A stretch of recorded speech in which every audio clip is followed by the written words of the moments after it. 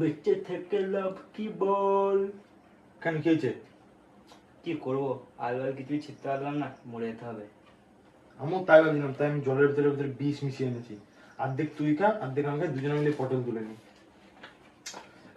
দাঁড়া দাঁড়া দাঁড়া, কিন্তু যদি খাওয়া দাওয়ার পরে লেলা চুদা হয়ে যায় তাহলে কি হবে?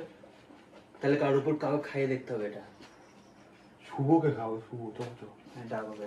বলছি তোদের কাছে কোনো কাজপত্র আছে? বেকার বসে আছে অনেকদিন। ঘেমে গেছিস, জল খা। ধন্যবাদ ভাই। এটা কেন সাদা কেন? Glucon B. ডি। ঠিক আছে, যা খেতে লাগ।